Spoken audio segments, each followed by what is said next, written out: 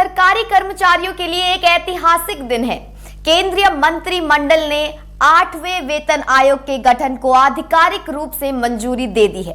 यह फैसला केंद्रीय सरकार के लाखों कर्मचारियों के लिए बहुत महत्वपूर्ण है, क्योंकि इससे उनकी तनख्वाह और पेंशन में बड़े बदलाव आने वाले हैं।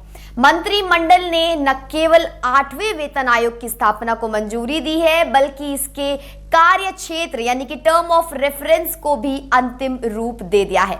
इस महत्वपूर्ण आयोग की बागडोर देश के सर्वोच्च न्यायपालिका से आ रही है।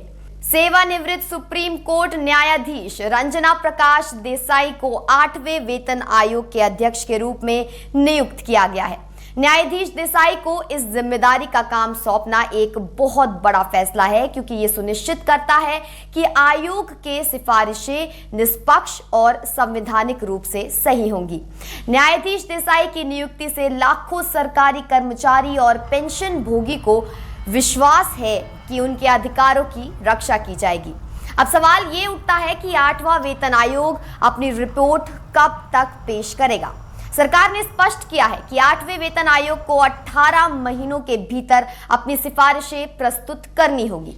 ये 18 महीने बहुत महत्वपूर्ण हैं, क्योंकि इसी अवधि में आयोग को भारत की अर्थव्यवस्था, मुद्रास्फीति और विभिन्न सरकारी विभागों की जरूरतों को ध्यान में रखना होगा। 18 महीने एक उचित समय है, जिससे आयोग गहन शोध और विश्लेषण कर सके। अब सबसे महत्वपूर्ण सवाल, कब से ये 8वां वेतन आयोग लागू होगा? सूचना एवं प्रसारण मंत्री अश्विनी वैष्णव ने घोषणा की है कि 8वें वेतन आयोग की सिफारिशें 1 जनवरी 2026 से लागू होने की संभावना है।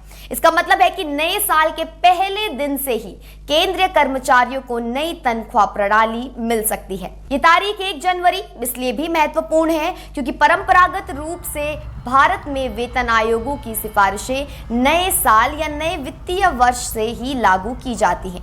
यहाँ एक ऐतिहासिक संदर्भ समझना जरूरी है।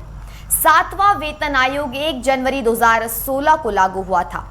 तब से लेकर अब तक 10 साल से ज्यादा का समय बीत चुका है। इतने लंबे समय में महंगाई में भी भारी इजाफा हुआ है। साल 2016 में जो 1 रुपए की क्रय क्षमता थी, वो आज घटकर बहुत कम रह गई है। इसलिए 8वें वेतन आयोग का आना अब किसी भी हिसाब से देर नहीं है, बल्कि ये एक आवश्यक कदम था।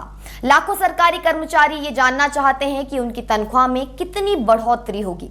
जब 7वां वेतन आयोग लागू हुआ था, तो तनख्वाह में औसतन 23% की बढ़ोतरी हुई थी। इस बार मानव संसाधन प्रबंधन के विशेषज्ञों का अनुमान है कि 8वें वेतन आयोग के तहत तनख्वाह में 20 से 30% की बढ़ोतरी आ सकती है। हालांकि ये संख्या अभी अनुमानित है, लेकिन इससे कर्मचारियों को सकारात्मक संदेश मिलते हैं। केवल सरकारी कर्मचारियों को ही नहीं, बल्कि सेवानिवृत्त कर्मचारियों और पेंशन भोगियों को भी 8वें वेतन आयोग से बहुत कुछ उम्मीदें हैं।